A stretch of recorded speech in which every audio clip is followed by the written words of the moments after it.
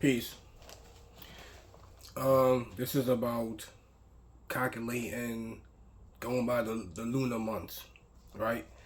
I do the solar months because we got to corporate America, but I follow the moon now. You know what I mean? I do my own calculation. I started from spring, not from spring from being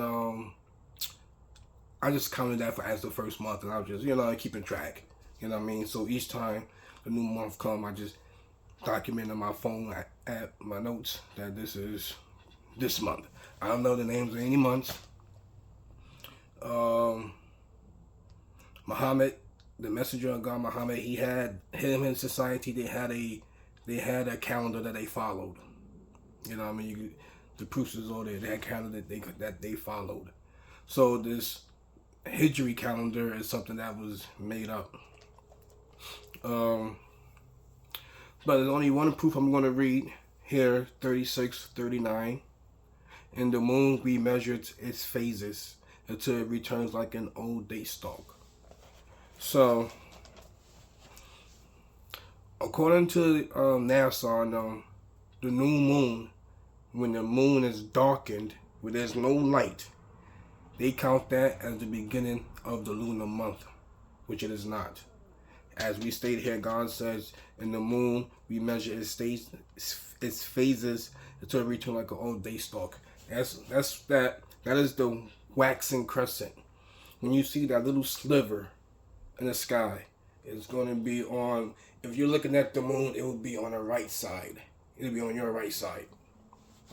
So when you see that little sliver of light, you know what I mean, when you can see when there's no clouds or whatever, that little sliver of light, the waxing crescent, that is the beginning of the month.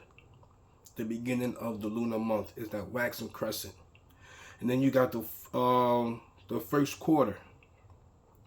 The quarter is when the moon is like in half, split in half, right? The moon is split.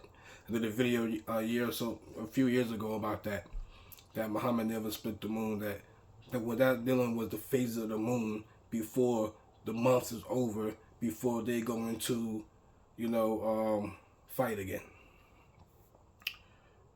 So you got the waxing crescent, the first quarter, and the waxing gibbous is when it's like going. It's like it looks like it's almost full. You know what I mean?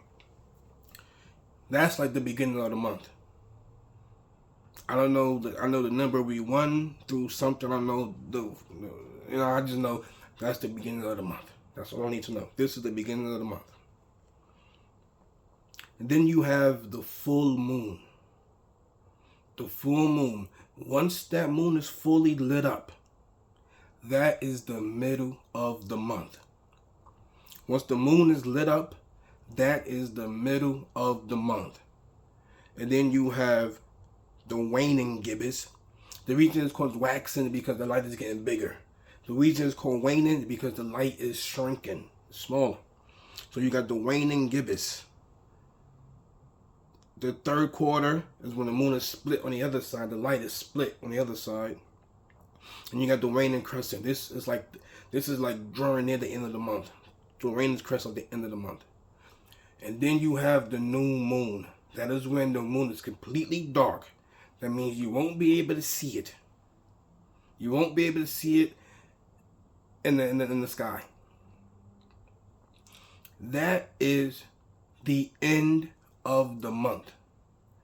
Once the new moon, when it's all darkened, that's the end of the month.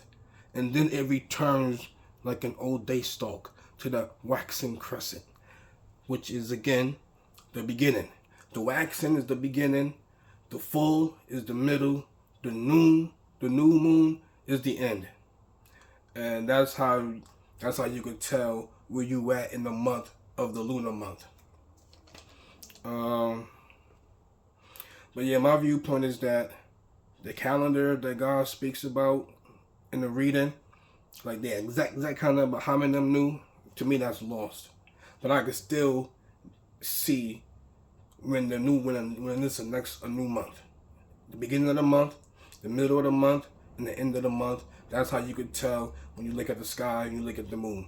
Once you can recognize those phases and you say, okay, that right there. Once you listen, those three moon, the waxing crescent, the full moon, and the new moon. Those are the three things you really need to know. You know what I mean? The waxing crescent beginning, the full moon middle, and the new moon the end. To just keep recycling like that. You know what I mean? So, peace.